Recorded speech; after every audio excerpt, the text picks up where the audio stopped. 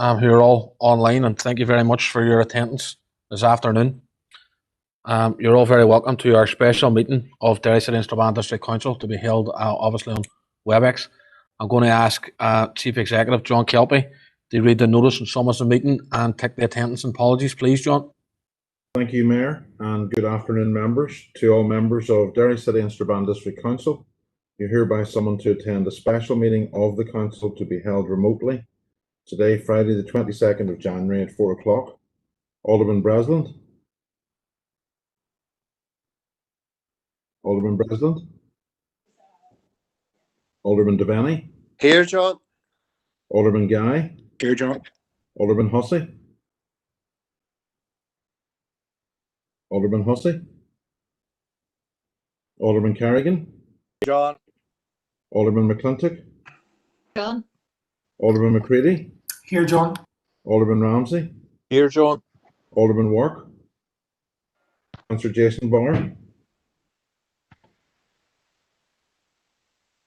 Councillor Jason Barr. Councillor Raymond Barr. Here, John. Councillor John Boyle. Here. Councillor Michaela Boyle.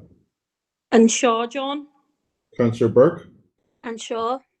Councillor Carr. Here, John. Councillor Cooper. Running late, John. Councillor Cusick. John. Councillor Dobbins. Here, John. Councillor Donnelly. Councillor Doyle. Here, John. Councillor Duffy. Shaw. Councillor Durkin. Councillor Durkin. Councillor Edwards. Here, John.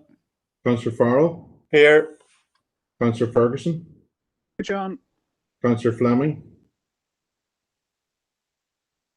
Councillor Fleming. Councillor Gallagher. And Shaw, John. Councillor Harkin. Here. Councillor Jackson. And Shaw. Councillor Kelly. And Shaw, John. Councillor Logue. Shaw, John. Councillor McCann. Councillor McCann. Councillor McGuire. Councillor McGuire. Councillor McHugh. Shaw, John. Councillor McKeever. Councillor McKeever. Councillor McKinney. John. Councillor Mellon. And Shaw, John. Councillor Mooney. Councillor Riley. Here, John. Councillor Tierney. Thank you, members. Thank you, Mayor. Thank you, John. Thank you, members. Next item is the statement of remote meetings. John, Mary Durkin has just arrived online as well, if she can be marked present. Thank you. We have a request from Councillor Donnelly for a suspension of standing orders. Councillor Donnelly, I'll bring you in once I read out the statement of remote meetings, if that's okay with yourself. So I would like to remind everyone who is in remote attendance that this meeting will be broadcast live via the Council's YouTube channel and will be available for viewing by the public and the media. This broadcast will also be available for repeated viewing at a later date. This broadcast may be terminated or suspended in accordance with the Council protocol, and members and approved speakers are reminded to only have their mics and cameras on while speaking at the meeting and to use the chat facility to highlight a request to speak. By participating in this meeting, you're consenting to be filmed and to the use and storage of those images for broadcasting or training purposes and for the purpose of keeping historical records and making those records available to the public. A copy of the Council privacy notice may be found on the Council website at derrystrabane.com. Thank you. Councillor Donnelly, can you please give us a brief topic of what you're looking to suspend the standing orders on, please? Yes, Chair, thank you. It's regarding the current crisis that we have in the health service, and I want to make a proposal just so I could stick Okay. it. Yep. Just let me see if we suspend the orders first, please. Can I get a seconder for the suspension of standing orders? Donald Chair in the chat box. Councillor Gallagher. Thank you, Councillor Gallagher. Members, you'll be aware that there has to be a 80% in favour of the suspension of standing orders before we go into it. So I'm going to ask the Chief Executive if he'll take us through that vote, please, John. Okay, thanks, Mayor. Alderman Devaney. Yes, John. Sorry, Alderman Devaney, I didn't get that. Against. Thank you. Alderman Guy. Against. I think Alderman Hussey has joined us. Is that right? That's correct. Chair, Mayor, I'm not aware what the vote is about. Liner. It's, as I understand it, Alderman Hussey, it's to discuss the ongoing crisis within the health service at the moment due to COVID-19. Thank you. Against. Okay, back to yourself, John. Alderman Carrigan. Against, John. Alderman McClintock. Against. Alderman McCready. Against. Alderman Ramsey. Against. Alderman Wark. Alderman Wark. Against, John. Thank you. I don't have Councillor Jason Barr. Councillor Raymond Barr. For, John. Councillor John Boyle. For. Councillor Michaela Boyle. Councillor Burke. For, John. Councillor Carr. For, John. Councillor Cooper is not with us. Councillor Cusick. For. Councillor Dobbins. For, John. Councillor Donnelly. Presumably for. Councillor Doyle. For, John. Councillor Duffy. For. Councillor Durkin.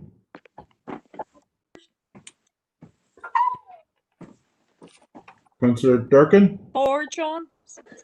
Councillor Edwards. For, John. Councillor Farrell. For. Councillor Ferguson. For, John. Councillor Gallagher. John. Councillor Harkin.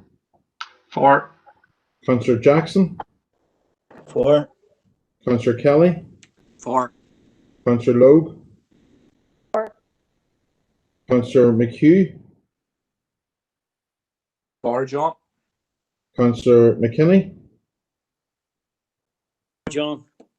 Councillor Mellon. For, John. Councillor Mooney. John. Councillor Riley. No. And Councillor Tierney. Members, are there any other members that I skipped over there that I don't think are on the meeting who may have joined late before I take this tally? It is Eamon McCann. For. Thank you, Councillor McCann. Kieran Maguire for. Thank you, Councillor McGuire. Is that it, members? Thank you.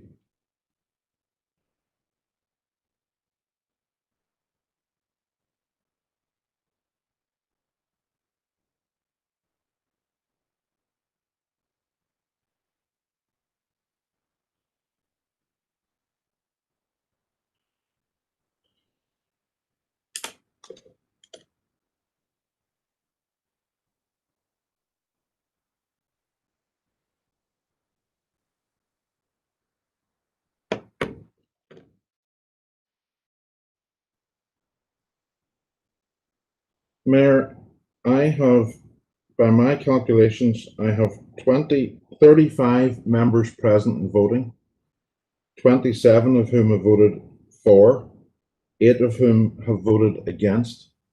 80% of those present and voting is 28, so we're one short, and therefore the proposal to suspend standing orders has fallen.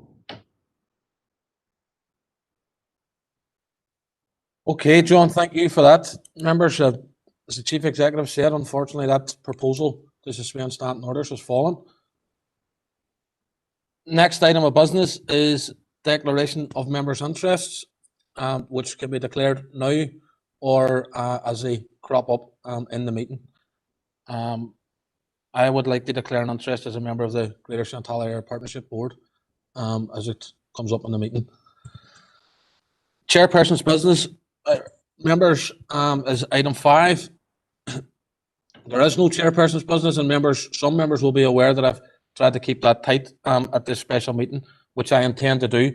But just to make you aware, members, Alderman Derek Hussey contacted me this morning in relation to an issue around Strabane, or sorry, Castle Derrick sorting office moving to Strabane in February 2021.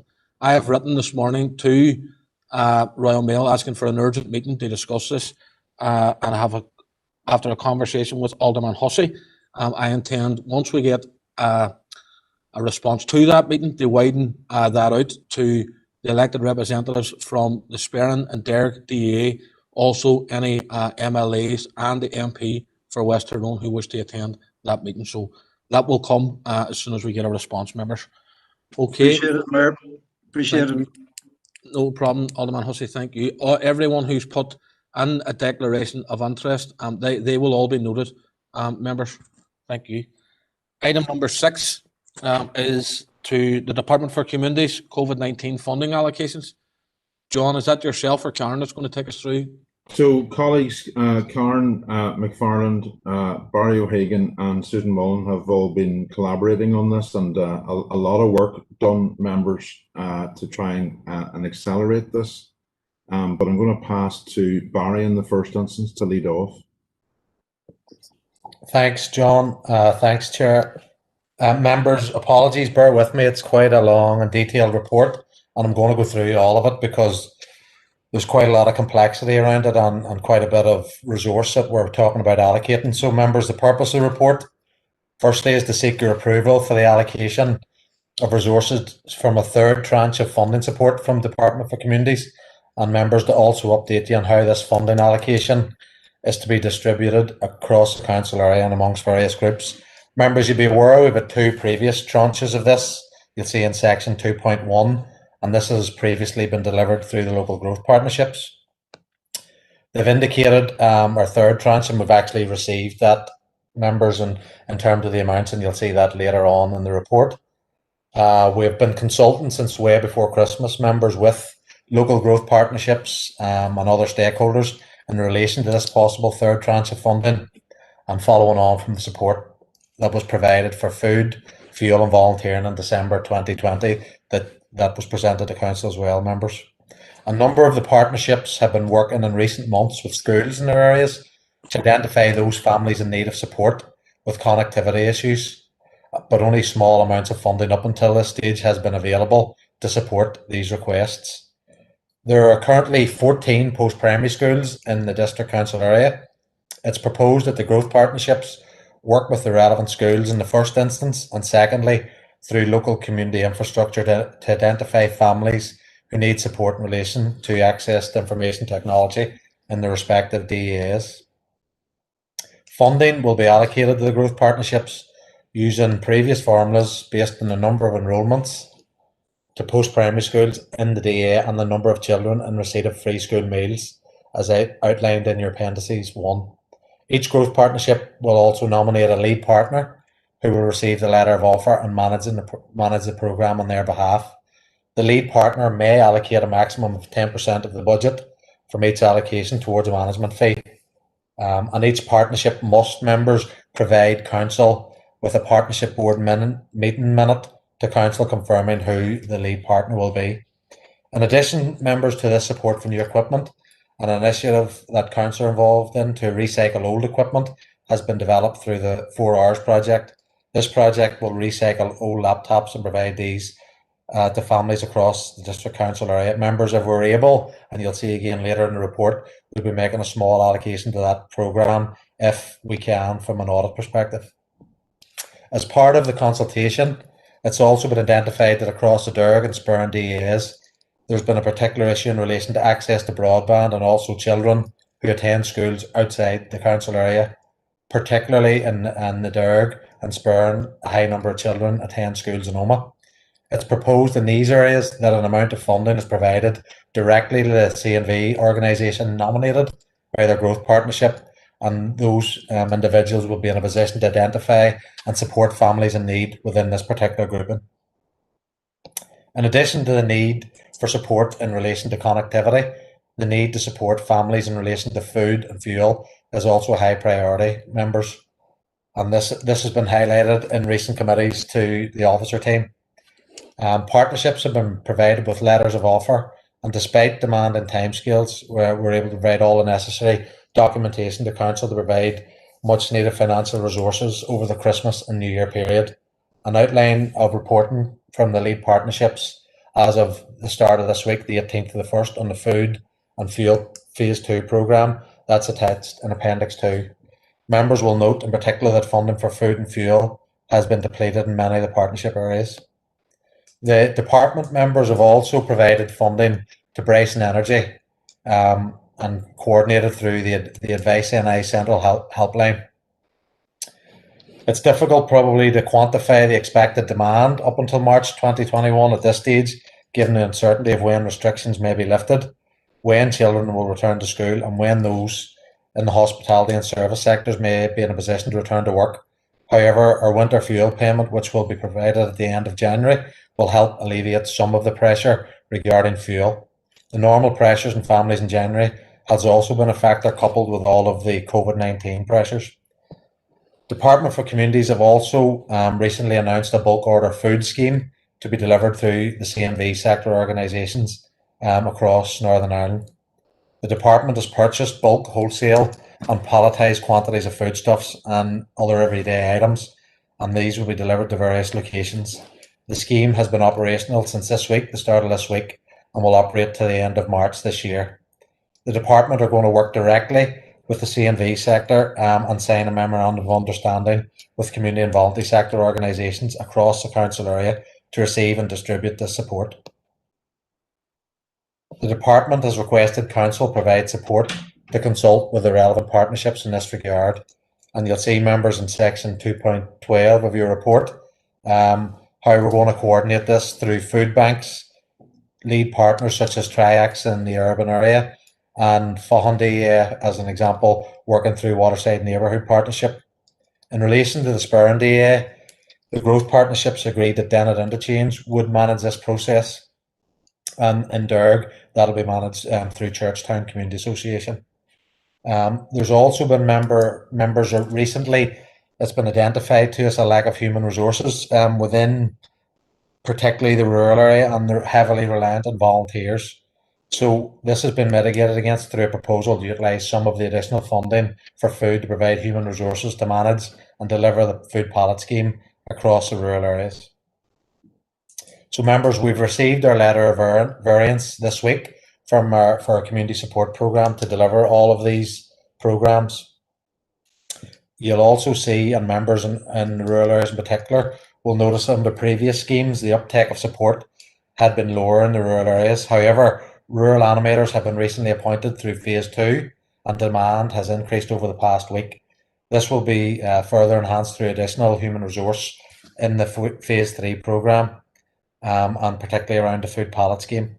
A further targeted marketing campaign is also planned, as well as providing additional support through further staff within council, if that is a requirement from our rural partners.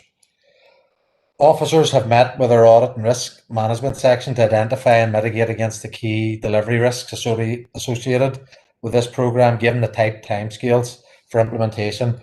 All risks have been mitigated, and the audit section have confirmed their content at this stage with the process identified, given the constraints identified.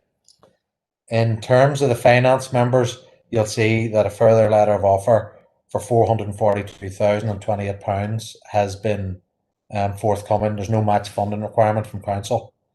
Members will also be aware an allocation of £14,000 has already been approved in relation to food support from the third tranche. An amount of £24,000 is proposed to provide support as outlined in section 2.8 in relation to rural needs identified. This leaves us with a balance of £398,028.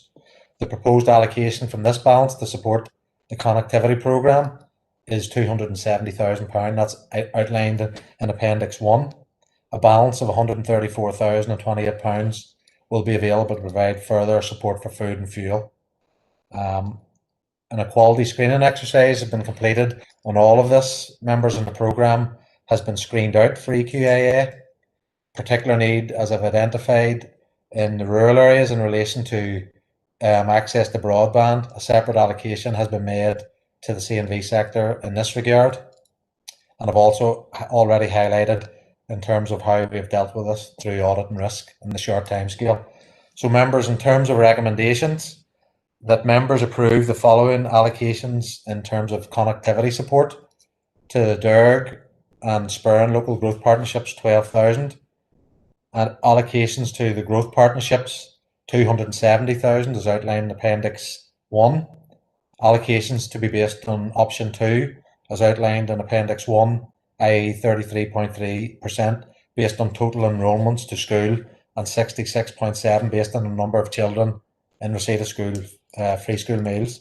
An allocation of 10,000 to the 4 Hours project to support information technology reuse scheme. All local growth partnerships will be required to nominate a lead partner to receive the letter of offer and manage delivery. It is recommended also that members approve additional allocations to the existing lead partners currently delivering on food and fuel. The growth partnerships, £15,000 per partnership. Foyle Food Bank, 4,000 for a delivery driver for food parcels. The 15,000 for Derry and Strabane may include human resource and administration costs in relation to the food pallet scheme due to lack of human resources already identified. It is recommended that members approve the allocation of 100% advance payment to lead partners following submission of procurement documentation in relation to information technology, and this will assist them all with their cash flow. And it is recommended that members approve a 50% advance payment in relation to food and fuel allocations. It is recommended that members approve partnerships to reallocate funding received across headings already approved under Access to Food Phase 1 and Phase 2, and that's particularly around food, fuel, white goods and facilitation fees as required according to needs arising in the area.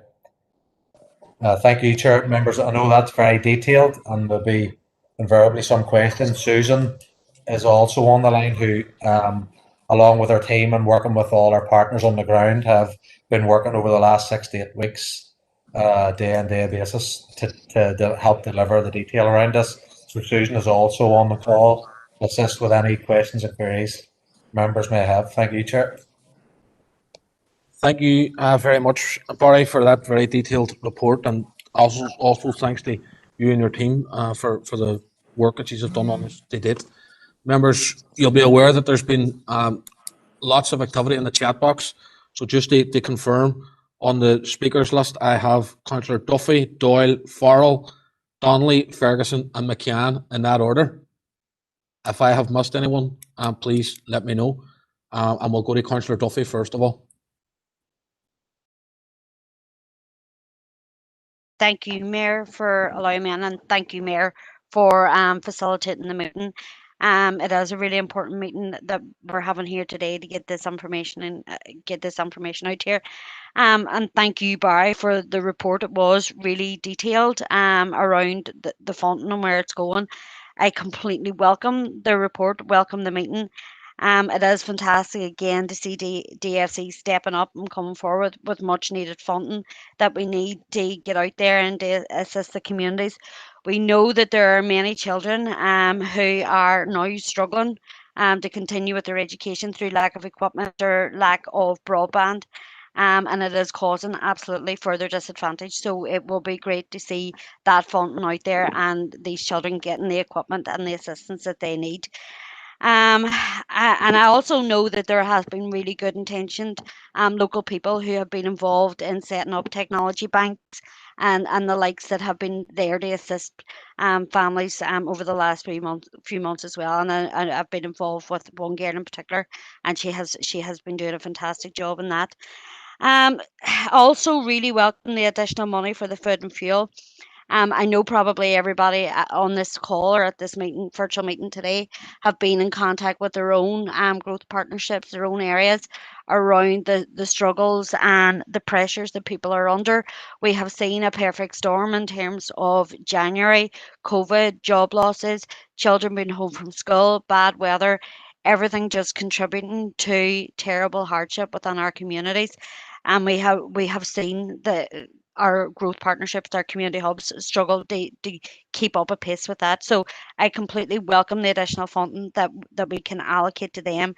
And as soon as we can get that money on the ground to assist people, the better, in my view. I am more than happy to propose the report. I want to pay tribute as well to everyone who has been working within our communities, particularly within the growth partnerships, who have been delivering these services on the ground since the start of the pandemic. many of them on the front line and placing themselves at risk as well. So I just would like to put that on record. I have one question in terms of the connectivity around the free school meals. Do you see the money then that is going to the 4 hours in relation to their scheme that they have set up and refurbishing laptops and stuff? I take it that any child can then access that program, that they don't have to be on free school meals. Understand in terms of the criteria for free school meals for the other funding, but there needs to be a way, because there are so many families out there who are furloughed, have other circumstances, and may not be on free school meals at this point in time, but families are still struggling. So is that where the 4 hours project maybe would come into use in terms of getting equipment to those families? That's probably my only question at this point. Thank you. Thank you, Councillor Duffy. I'm going to take a few. We have a lot of speakers, so I'm going to take a few speakers, and then we'll come back and some of the officers might want to answer some of the questions then. Councillor Duffy, can I just double check? Did you propose that we accept the 8, I think it is, recommendations? Yes. Yep. Okay, thank you, Councillor Duffy. Councillor Doyle. Thank you, Mayor, and I'm happy to second all the recommendations. Can I just say that it's very welcome funding. I know that in my own local growth partnership area, there has been great need, and I want to pay tribute to the staff, particularly those on the front line. I'd like to be on the record as saying that. In terms of one question, just I suppose it's along the lines of the laptops with regards to those being on school meals. Are the schools going to allocate those in terms of being able to identify the children, or are they going to be delivered directly through the local growth partnerships as well? I'm just thinking in terms of information sharing. So if we could get some information on that, Mayor, I'd be very happy to second. Thank you. Thank you, Councillor Doyle. And just I suppose there's a long list here, so but to try and clear up that question around the IT equipment, I'm going to bring Barry back in to answer that. Thanks, Mayor. In terms of the first question around the 4 hours, Una will answer that, Mayor, and Susan will provide the detail around the question for Councillor Doyle. Thanks, Chair. Thank you, Barry, and thank you, Mayor. I can confirm that the project with the 4 hours, and maybe some members will be aware that initially it came from Owen Barr, an IT teacher with Limon Christie, who had identified this need and had called for donation of old laptops. The project has grown significantly, and Council obviously have a very keen interest in relation to it because of the whole circular economy project that we're currently involved with. And what's currently happening is that the donations are being given into the 4 hours, and the 4 hours are providing assistance to Owen. However, with the expansion of the project, it's now proposed that the 4 hours would work with the neighbourhood partnership boards and the growth partnerships to identify the criteria, and as members have indicated, in terms of it's much wider than just those children in terms of free school meals. And so it will be the partnerships that will work with the 4 hours to define that criteria, and that's then subject to approval by audit. And that's the outstanding, or one of the outstanding queries currently with audit, which we hope to have resolved by early next week. Thank you. Una, Susan, if you're there, around Councillor Doyle's question. Yeah, just in terms of the free school meals, I suppose the free school meals, the allocation of the funding, the free school meals figures were used in terms of looking at the allocation of the funding. So the allocation of the funding to each school.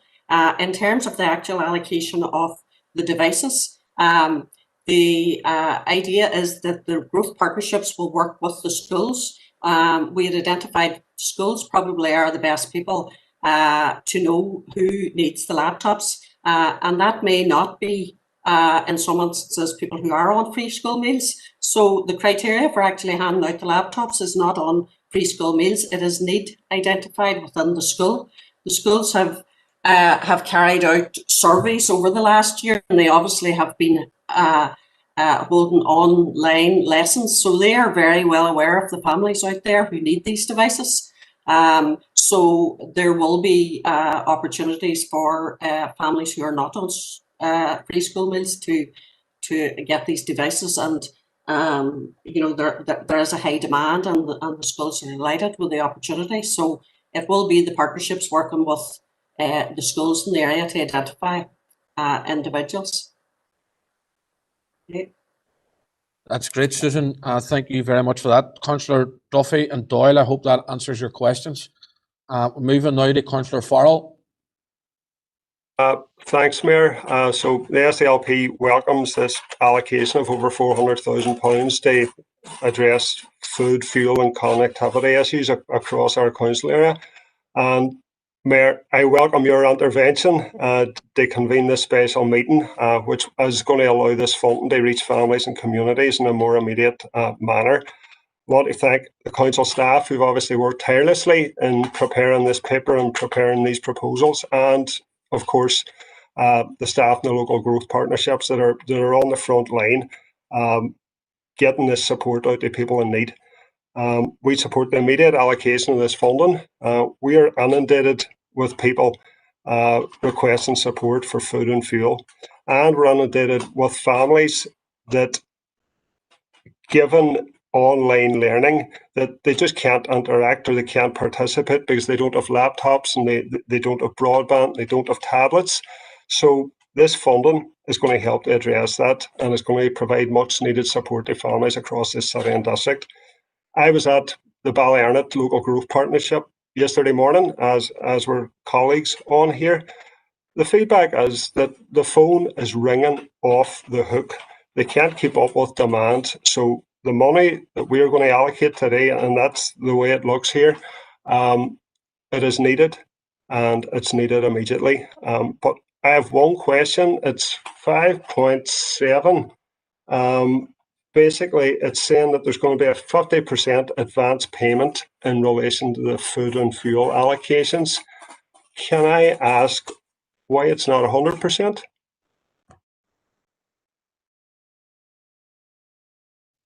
Thank you, Councillor Farrell. Barry or Susan? Yeah. Yeah, and in terms of the last payments for, or the last programme for food and fuel, we made an upfront payment of 50%. So we make the upfront payment of 50%. Our officers work directly with the growth partnerships then to vouch that expenditure, and as soon as that expenditure is vouched, the next 30% is released. So it's really part of our vouching process. And really to ensure that we vouch the expenditure before we release the second 30%. But we work very closely with the partnerships to ensure that that next payment is out as soon as that vouching is undertaken and completed. Okay, thank you, Susan. Thank you, Susan. Thank you, Councillor Farrell. Councillor Donnelly. Chair, thank you for letting me in. Chair, there's no doubt whatsoever that this money is it's much needed. In fact, it's probably not enough. You know, I do believe, and I've made this point a number of times, that there's flaws in the system, and I believe that it should be opened out. But I'm not going to, you know, go into that here today. I've said that on numerous occasions, and I just hope someday that maybe we can open this out so it'll reach more people within our community. But Chair, I think the reason why this money, you know, we need to look at the reason why this money is being allocated is because there's a crisis, Chair, and there's a crisis, and that crisis is in the health service. The health service is on its knees, and I'm very disappointed that, you know, that the vote earlier, that some people couldn't even afford the opportunity to have a discussion.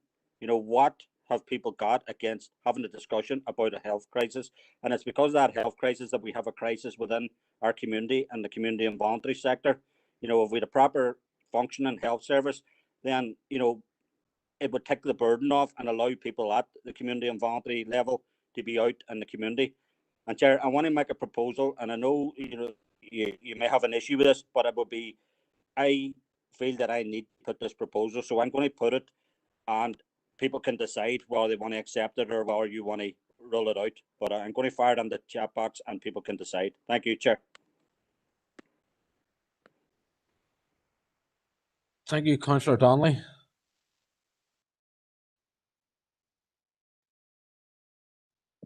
Mayor, it's Barry here. Just Yeah. to yourself. And in terms of for any queries that Councillor Donnelly has, look, Susan and her team working with everyone on the ground, we do realise that there may be gaps and people that are in need of all the schemes and have failed through the gaps. And look, we had our welfare reform working group meeting the other day and we've identified this. So if there are any of our elected members that do feel there are people falling through the cracks of structures, please contact me or Susan directly and we will see how we can work with whatever available resources are, signposting people to other organisations. So look, Councillor Donnelly's comments are noted.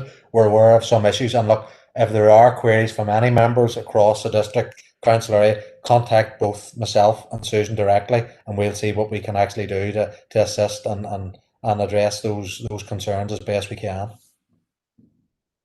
Thank you for that, Barry. Councillor Donnelly, I've just reading your proposal here, and I have to be honest, I think you're being extremely creative in trying to latch it on to the back of the paper that we've got in front of us today. I don't see anywhere in that proposal, in my opinion, which is connected to the paper that we're dealing with today.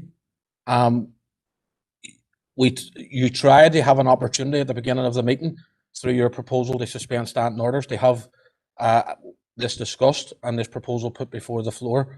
That wasn't accepted, unfortunately, and I can't accept this proposal based on the paper that is before us today. Councillor Gallagher. Sorry, Councillor Gallagher, are you looking to come in on Councillor Donnelly's proposal? Yes, Chair. Right. I'm not accepting Councillor Donnelly's proposal, so there is no proposal. I know you're not, but I'm not going to come in and say my piece on it. Okay, well, I'll add your name to the list. There's a long list of speakers here, and I'll add your name to the list, okay? Thank you. Moving on, Councillor Ferguson. Thank you, Mayor, and thank you for calling this meeting. I want to echo a lot of what the other councillors have said.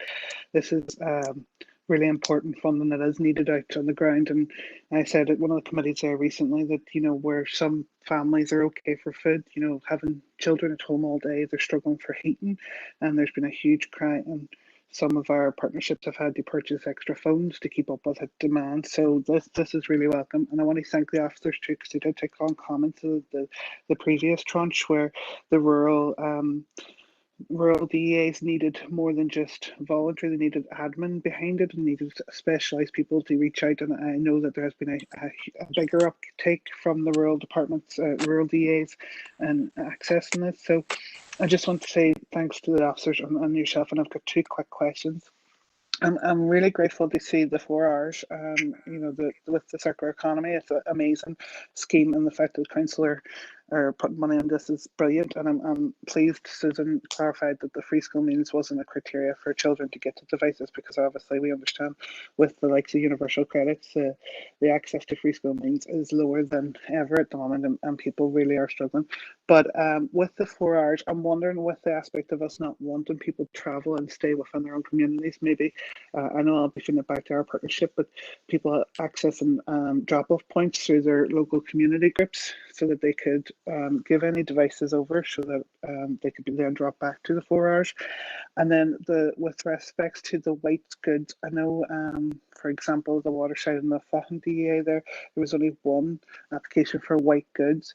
If at the end of this, and we've seen a huge cry for fuel and food, particularly fuel at the moment, would there be a possibility of using any unused funds for the likes of white goods to go towards a huge uptake in fuel?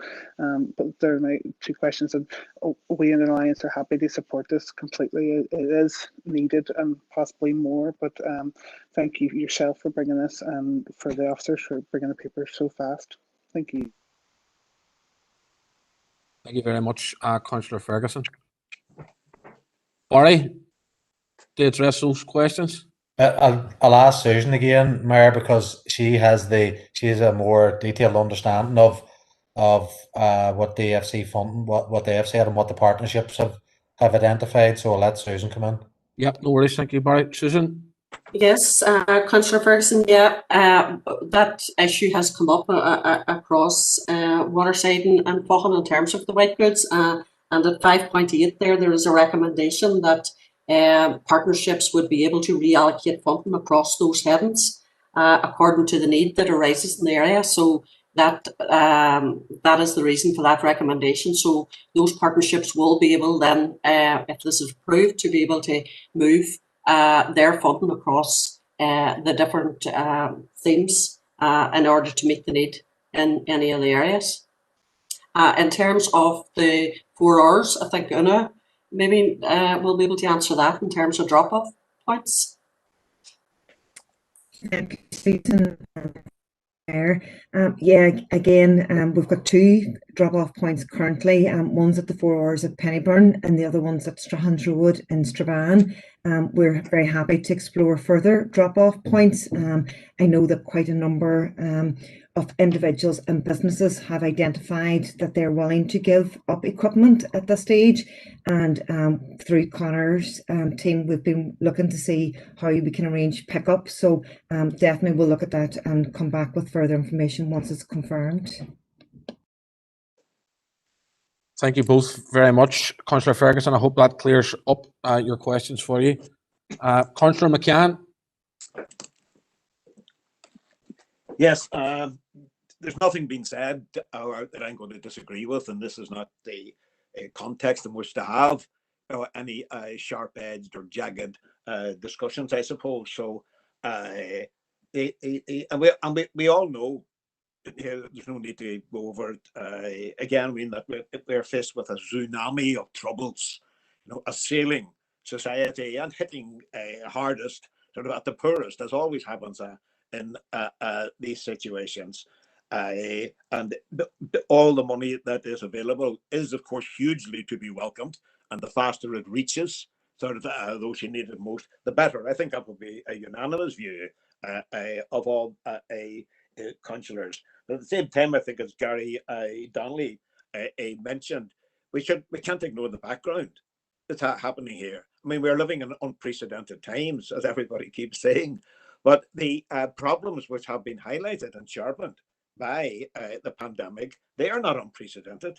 They are not new at all. I mean, as Gary was saying, sort of, we already had a health a crisis, which is feeding into the situation that we have at the moment, that we have a crisis exaggerated and exacerbated, by basic policies which are being driven, mainly from London, but also widely accepted sort of further down the line. For example, when we talk about the problems that this money has to address, some of those problems arise from the fact that our health service has been torn apart by privatization and underfunding. Now, that's a material circumstance here. That's not a rhetorical statement. That's part of the material circumstances in the context of which we're having to deal with these problems.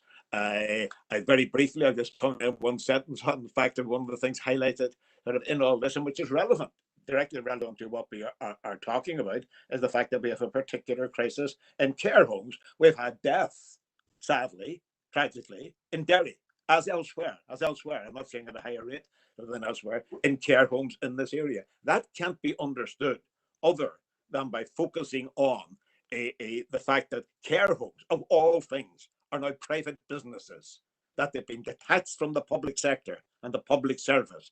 They are now for-profit institutions. That in itself, and it feeds into what we're talking about, that in itself increases the desperation of people. And it is a scandal. It is a scandal sort of that care homes are now treated like shops, sort of that they make a profit or they go out of business, largely with state subsidy, of course. The private owners of care homes are not behind the door when it comes to seeking money from the state to keep them viable. But that the structural problems here, sort of, I agree with everything that's been said so far, so I'm not going to repeat it. I'm just going to say that there's a context in which we have to see these things, because we're going to have to deal with these things afterwards. When the tsunami, when the COVID pandemic has gone away, as it will, at some point, hopefully in this year. When that happens, we shouldn't forget the ugliness of what has been revealed by the pandemic to do with our society and the way it is structured and the priorities which have been imposed upon us. I'll leave it there. Thank you, Councillor McCann. Alderman Hussey. Thank you, Mayor. And very briefly, can I concur with Councillor McCann's remarks with regard to care homes? And I know, we all know, in fact, that the Health Minister has that on his radar to regularise our care homes. Moving on to the report, it's a very, very welcome, the additional funding that has been brought forward. And very big thanks to yourself, Mayor, for bringing this onto the agenda so quickly so that we can start to get this much needed aid out to our electors throughout the District Council area. I want to say throughout the District Council area, I also want to home in on 2.15, which has identified the capacity deficit that exists within the rural area. And I thank council officers for identifying that. It says to everyone in this council that we in the rural areas have not just been crying wolf about the needs of the rural areas. It's identified clearly in this particular report, and it's identified starkly when you look at how little has been able to be released into the Derry and Strabane areas due to capacity deficit. There is that recognition. It's extremely welcome.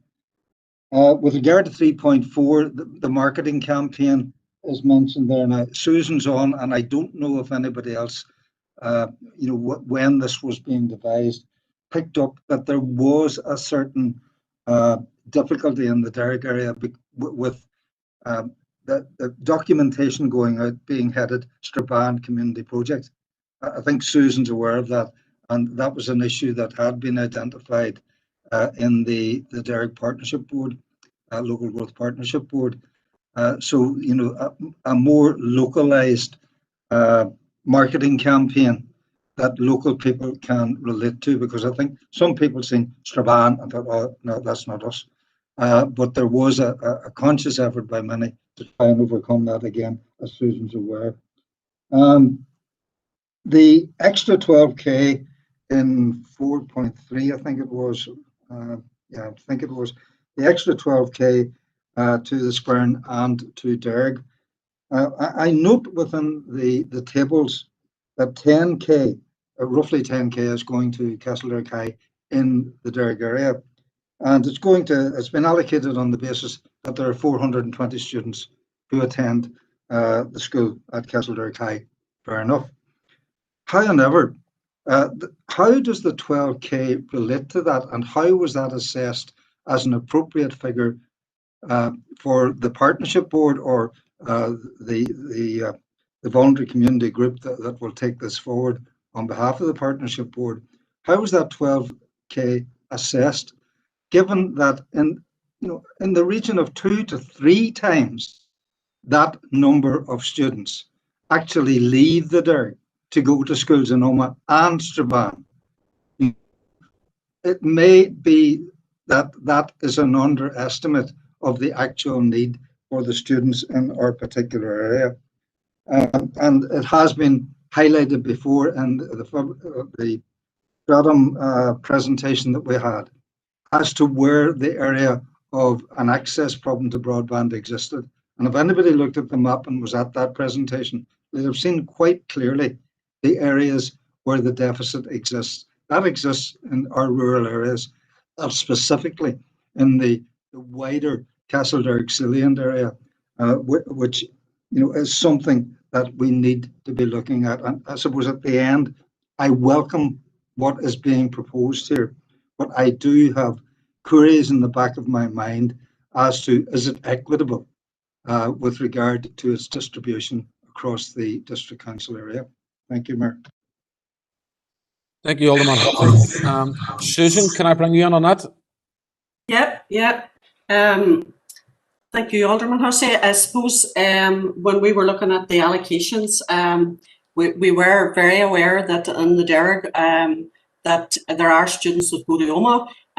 Also, as you say, students that go to Strabane. You'll note in the report and the figures, that Strabane Holy Cross and Strabane Academy. There's like Strabane Academy have about 12,000 allocated. So some of the children will be going to schools in Strabane, some of them going to Oma. In terms of the 12,000 for each of those areas, that need was identified really through speaking to those partnerships, and it was more. We had a lot of information coming forward in terms of access to internet as well as the devices. So that £12,000 came from, if you look at the like of St Patrick's and St Bridget's and Claudy would be getting about £12,000 out of this funding. So it was an additional 12,000 on top of the money that's going to all of the schools. That was an additional amount of money to go to those two areas in order to meet the needs of children who don't have access, or if there are children who are going to Oma and it's identified by the community group in that area that there is a specific need.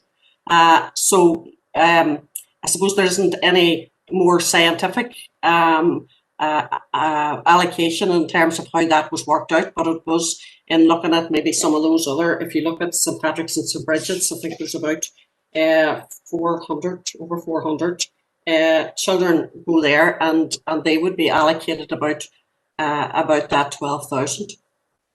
So that's where the figure came from. Thank you very much, Susan. Members, on the list at the minute is Councillor Michaela Boyle, Sean Harkin, Tina Burke, Holly McClintock, Paul Gallagher, Raymond Barr, Patricia Logue, and Shauna Cusack. If I haven't called out your name, I've missed you, so please let me know. Councillor Michaela Boyle. Thank you, Chair. And I suppose much of it has been said that I wanted to comment on, but just to note, I think it's important that I'm glad that in relation to the connectivity and the 4 hours, the need has been identified through schools.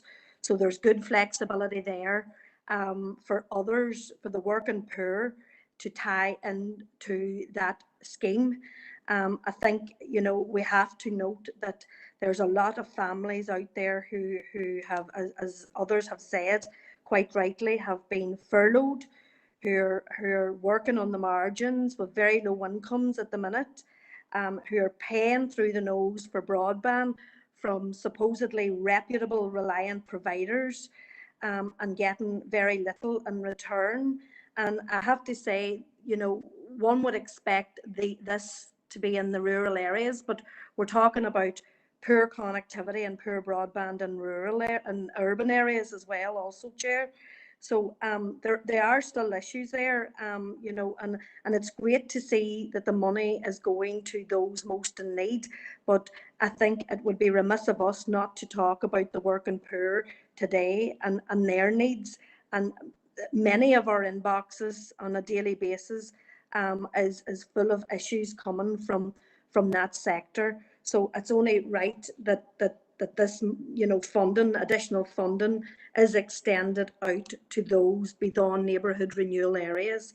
And I welcome the work that's going on in those areas, that officers and elected reps and community groups have identified those individuals in need and those families. And it's only right that we support them and getting access to food, access to connectivity, and access to these, the 4 hours iPads and that. So I have to welcome all of that work. I just want to touch on the stuff that you mentioned earlier at the top of the meeting, Chair, the rural areas and the volunteers, and I suppose the gap that exists there. I sit in the local community growth partnership board for the rural area also, and time again prior to Christmas this has been raised, about getting resources on the ground, in terms of volunteering. I think this is one of the issues why we really do need to be meeting we really do need to have the rural working group up and running to address those issues and going forward in the time ahead. I think also just, sorry, Bar, apologies if I didn't catch it earlier, but a time frame in all of this, you know, we don't know when the executive will rule in or out that schools will return after the mid-term break. So we do have a short window of opportunity here of getting the connectivity and the much needed iPads, laptops, etc. out to families and schools and whoever needs them. So, you know, is there a time frame for all of this to happen? Is it after we approve this meeting today that this sets in? I also just want to thank my party colleague, Sandra Duffy, for raising this at the Health and Communities, you know, for proposing that we meet here today and that we just didn't agree on a paper without meeting. So I want to commend her for that also. So just to say, this additional funding is very welcome, and I'm delighted it's going through the growth partnerships, and they've already met. They're already have a plan of work ahead on what they have to do, and you know, it would be remiss, as I said earlier, not to mention the working poor and the extension to those families that are most in need beyond the free school meals and all of that there. So thank you, Mayor. Thank you, Councillor Boyle. Councillor Harkin. Thanks, Chair, for letting me in. Look, we're going to vote in favour of this proposal, like everybody else, it sounds like. And I thank all the council officers that have worked on it. And I know there's been a lot of work done in the growth partnerships to figure out where best to spend, to figure out where the money should go. But the reality is we're having to meet today because we know that organisations were running out of the ability to hand out vouchers for basic necessities. So that, to me, is a big, big problem. So I'm not going to be patting the Department for Communities on the back today for doing a great job. There wasn't enough money spent in the last batch, and that's why we're having to have this emergency meeting today to get money out the door so that people have food on the table, electricity and heat, which is really disgraceful, to be quite honest, that we have to do this. So the second point I wanted to make is about connectivity and broadband. Why has it taken a crisis like this for people to get access, for the working poor to get access to a tablet and the internet? It shouldn't have taken this crisis. This should be a basic human right now. It's very difficult to function in society these days without internet access. It shouldn't have taken a crisis like this again. So you know, we welcome the money going out. We hope it gets to where it needs to, and that it helps people as quickly as possible. But it's not going to be enough, and we're still operating in a situation where Stormont does not have a strategy to deal with persistent poverty and impoverishment caused by this crisis. The third thing I wanted to say in relation to this, it's been raised here many times before, but there are still organisations outside of the ones that the council's dealing with that play a role in making sure that the vulnerable, that the working poor don't fall through the cracks, and they're still not included enough, or not included in the distribution of this help. The last thing I want to say is related to Gary trying to bring in his motion to this section. I think he should, and I think it fits. And the reason is because we're in a crisis, and that we should be open to having this discussion now, because there needs to be urgent action. This meeting was called because of the need for urgent action, and it is quite disgraceful, I think, that the DUP again blocked an attempt to have a discussion about urgent issues in the health service.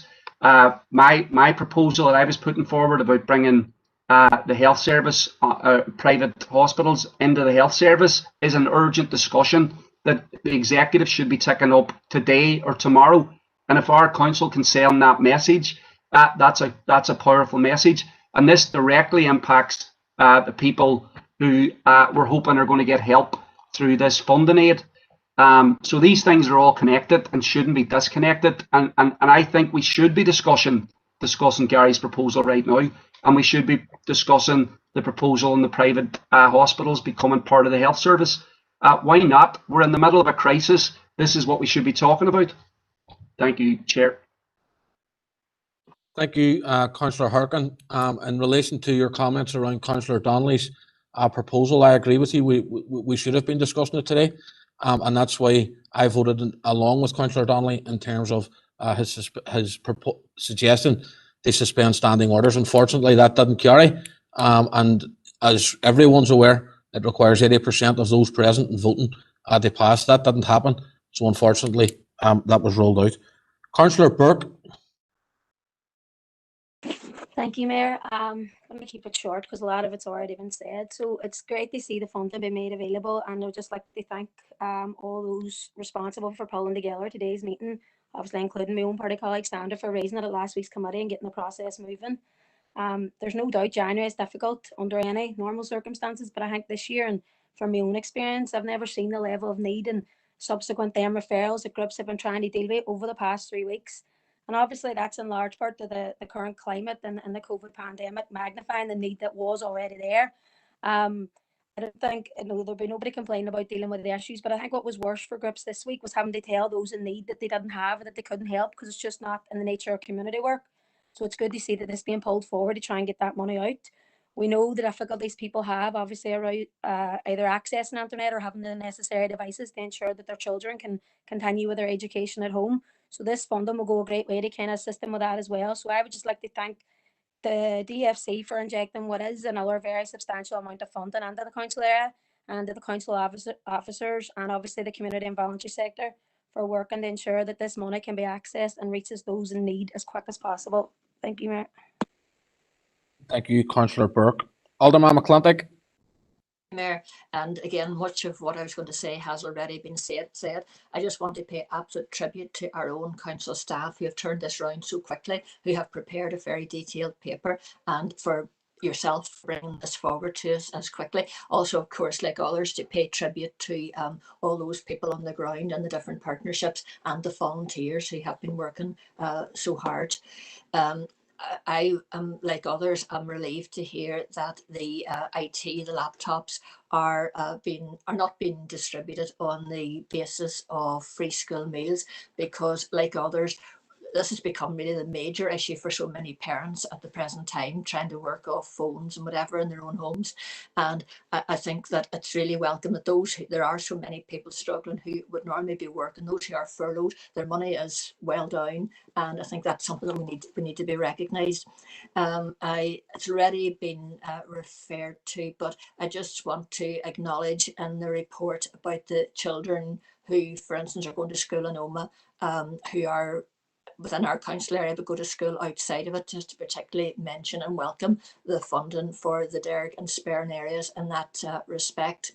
I suppose there's been a number, there's people trying to turn this into a political argument today, and I think that shouldn't be. I think what we're here today to do is to get this funding out to people in need as quickly as possible. We should be all just welcoming this and not trying to turn it into a political battle as usual.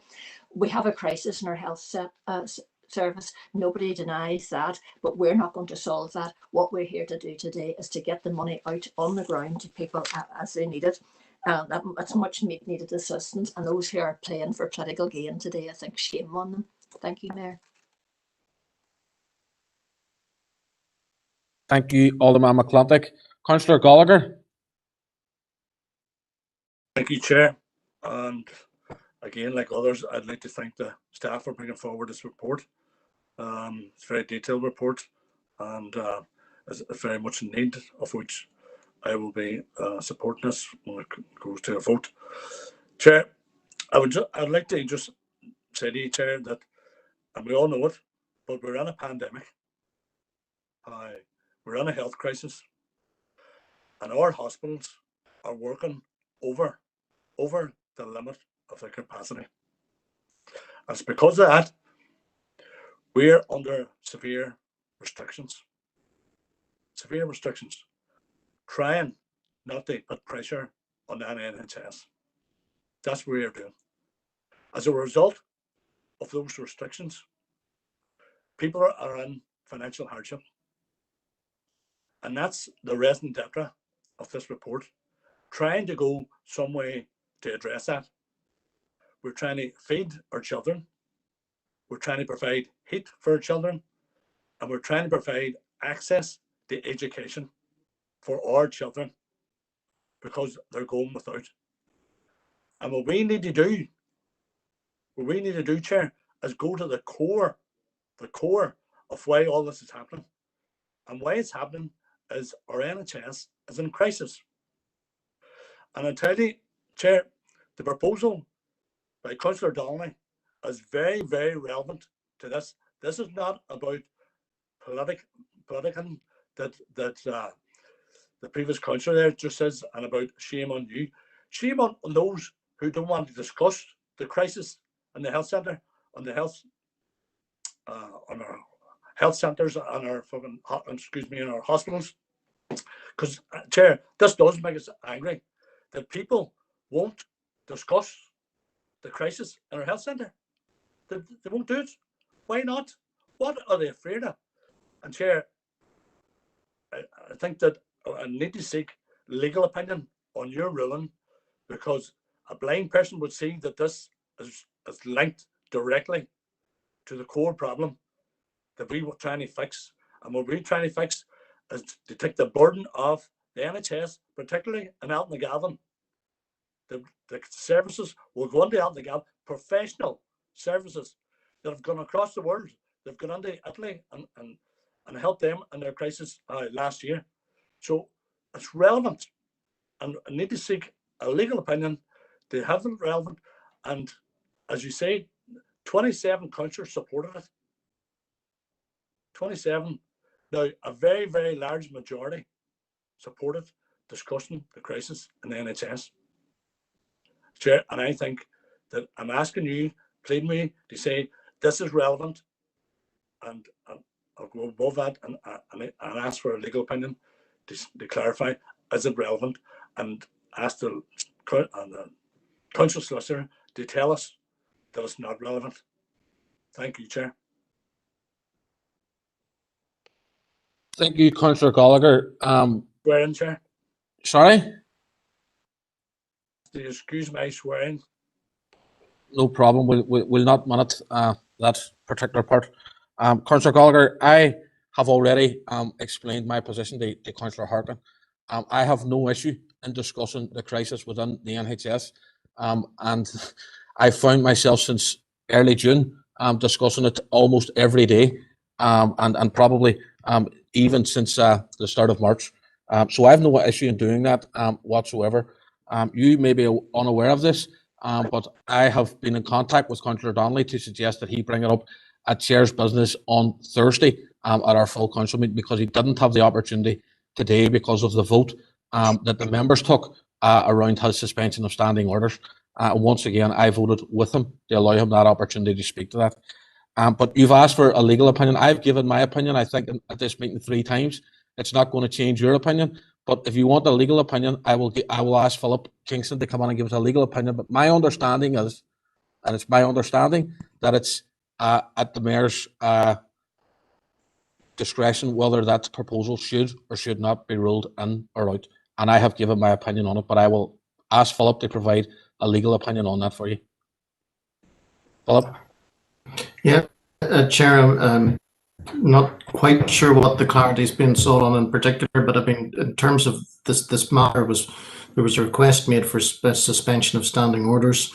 The position in relation to suspension of standing orders is that it requires a qualified majority vote. The qualified majority vote is 80% of those present and voting, and that threshold was not met. The threshold that was met was 77% of those present and voting. So, you know, the matter, there was no possibility therefore for standing orders to be suspended, and as a result, nothing which is not on the agenda could be discussed in relation to that matter, Chair. Thank you, Philip, for that. I hope that clears that up for you, Councillor Gallagher. Sorry, just, Chair, my second legal opinion was, is the proposal relevant to the report? But Chair, I mean, on that point, Chair. You've made your position quite clear in relation to that matter, and interpretation of those matters is a matter for the Chair. Thank you, Philip, for that. Thank you, Councillor Gallagher. John Allen Breslin has just put, or well, Morris Devaney has just put in the chat box that Alderman Breslin is in attendance, so if he can be marked present, please. Councillor Raymond Barr. Thank you, Chair. I'd like to thank the officers too for bringing this report. I too welcome the current round of funding for food, fuel and connectivity. However, another consequence of COVID and a problem which existed before COVID and has now been exacerbated is that of mental health. The need for this problem to be urgently addressed has become paramount. For example, Strabane Health Improvement Project has provided counselling for 64 people over the last couple of months, and has as many again on the waiting list. The Quorum Centre is unable to keep up with the demand. Parents are now presenting with children suffering from anxiety, insomnia, etc. I feel funding for mental health provision needs to be factored into COVID-19 funding. There should be more direct communication with these agencies working at the coalface. I would like to make a proposal that Council write the Executive to ask that any future COVID funding includes allowance for mental health counselling. Thank you, Chair. Can you give me that proposal again, sorry, Councillor? I would propose that Council write to the Executive to ask that any future COVID funding includes allowance for mental health counselling. Councillor Barr, I'm not certain, but pretty sure that there'll be no further funding from the Executive given out between now and next Thursday. I would ask that you bring that proposal to our full Council meeting at the next opportunity. That's fine, Mayor. I'll do that. Thank you, Councillor Barr. Councillor Logue. Thank you, Chair. First of all, I just want to start they'll be brief, but I want to start by thanking, first of all, the Councillor Sandra Duffy for raising this issue at Health and Communities and requesting that this meeting be brought forward, and of course to yourself for hosting it. I would also like to thank the Department of Communities for supplying the money. And as well as that, the officers who are working extremely hard to get this money out onto the ground. And last but not least, the workers and all the volunteers who are working tirelessly on the ground to get the help to where it's most needed. There's just a wee thing that, and just a wee bit dismayed at comments that have been continually made by Councillor Donnelly about that he wishes that this funding could be open to everyone. I would just like to make it categorically clear here today that this funding is open to everyone, and there is no barrier to anyone getting this funding who need it.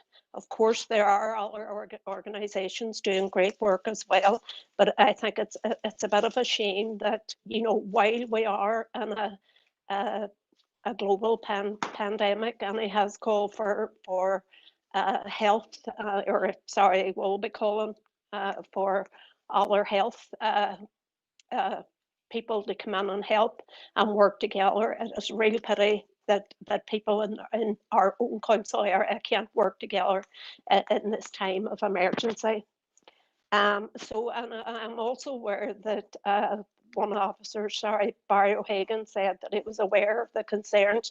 I would be very grateful as a councillor of the Moor ward who, and I'm sure the other councillors too, who represent this district, if they could be also made aware of the concerns regarding the rollout of the funding.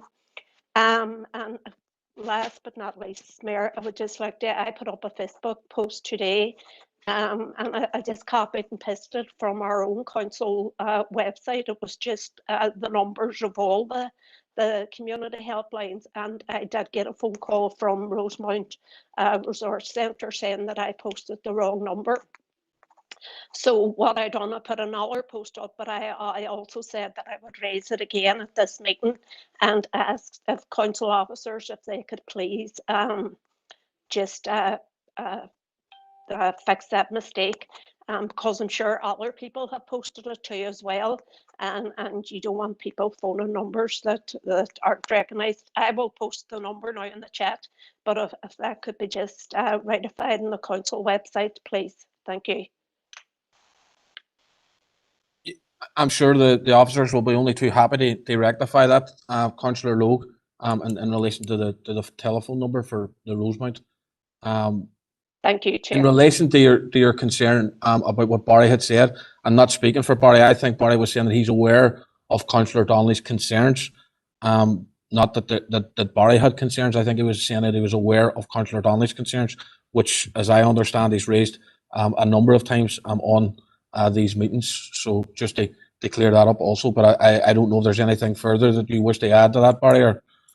Yeah, thanks, Chair. No, my comment was that I'm aware that our officer team had been contacted by an elected rep or a number of elected reps sharing concerns. So I said, look, if there are any members that have any concerns, we will take them on board and go back through the delivery structure. So the whole purpose of this is if there are people there sitting outside of getting help with, if that's brought their attention, look, bring it directly to my attention or bring it to Susan's attention, and we'll deal with it accordingly, and we'll make sure that the existing delivery structures and the fund that's on the ground that reaches everyone if there are cases. I'm not aware of specifics of what ward or whatever it would be, Councillor Logue, but if there is anything, they can bring it directly to my attention, and we'll deal with it through the existing mechanisms that we have.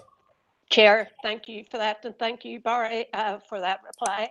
Certainly, I would say if you're aware of the concerns, you will go to the partnership involved, whoever it may be, and they can help iron out whatever it is the concerns. I think that's the right way to go.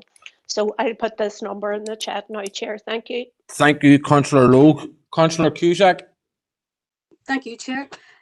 Chair, I just want to speak very briefly, and firstly, I don't want to split hairs about things because sometimes things can get very, very, very petty, but I understand it was yourself that actually secured today's meeting in order to expedite the funding because it was due to be discussed at full council next week. So I want to thank you for that. I know a number of partnerships have been in touch to see if there's any way to get an advanced meeting or to get this issue discussed and approved in advance of next week, because a week is a long time when you've got no food in the cupboard or no heat. So thank you for that. Secondly, I want to take this opportunity to pay tribute and give praise to some of the people on the ground, because often we don't get to do that publicly. And I want to particularly give praise and thank Wendy Gibbons and the Outer West team.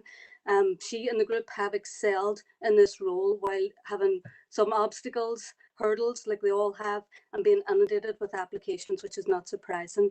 And I particularly admire her more action and less talk approach, especially when time is of the essence. And I think we as councillors could also learn a lot from that. And on that note, I just want to ask, when exactly can these groups expect the next funds actually physically in their account? Thank you, Mayor. Thank you, Councillor Cusack, for that. Susan, do you want to come on with that query around when they can expect funds on the accounts? Yeah, providing this paper passes. Providing this paper passes, we do have draft in terms of the food and fuel. We will be able to get that out Monday, Tuesday, very, very quickly, because it will just require an addendum to existing contracts. We have service level agreements drawn up in draft for the information technology programme, and we're very aware of the timescales in terms of availability and procurement and everything else that will be required for the IT programme. So we'll be moving very quickly at the beginning of next week. The 50% payments, we will be able to get out addendums to letters of offer on Monday or Tuesday, and get an invoice in from the partnerships, and that can go out straight away. Brilliant, Susan. Thank you very much. Last speaker on this, Councillor Stephen Edwards. Mayor, thanks for letting me in, and thanks for calling this meeting today. I particularly welcome the connectivity assistance, especially in the Derry DEA. Myself and Daniel McCross met with Fibres today. They outlined the massive gaps there are across the Derry DEA in terms of broadband connectivity. And I know that the scheme run through the Department of Education isn't probably working as good as it should. So I definitely welcome this. I also, in relation to food poverty, fuel poverty, met with Strabane Community Project recently, Mayor. There's massive demand out there in the rural area, and I fully support and welcome this document here today. Thank you, Mayor. Thank you, Councillor Edwards. Members, there's no further indicated speakers.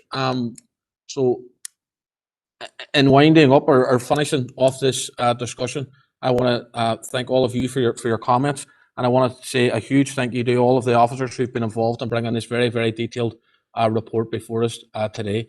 This, for me, is the very height of local politics. It's about working with the community and voluntary sector and all of the people across all of our areas, from Culmore to Castle Derrick and everywhere in between, finding out what the issues are that are affecting the people on the ground and doing something about it in a very quick manner. That's why, in consultation with the Chief Executive and officers from the Health and Communities Directorate, I decided to call this emergency meeting today. And it's great to see that we are all speaking with one hymn sheet, to see this money hitting our communities to help and support those people who are currently under very, very difficult times and finding difficult financial hardship at the moment. So thank you all very much for your comments. I'm going to put it to the floor now at the moment. The paper and all 8, I think it is. Yep, all 8 recommendations has been proposed by Councillor Duffy and second Councillor Doyle, and I haven't heard any member speak against it. So in that vein, I'm going to take it as read and take it as unanimous for all those people who are on this call today are supporting this paper, and we will hopefully see, as Susan has said, money hitting the ground to help those who are in most need very, very soon. So I'm going to leave it for a minute or so, folks, but I think it's unanimous.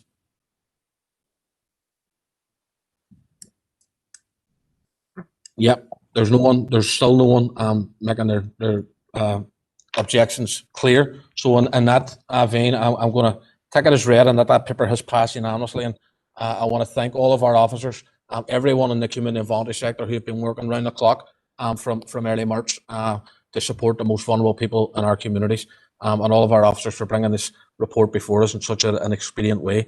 And hopefully we will see some people will take some relief in seeing this paper passed by this council today. And I think this is a very, very important moment in this pandemic to see that we're actually stepping up to help people right across our communities. So on that note, members, I'm going to call our meeting to a close. Thank you, Mayor. Thank you, members.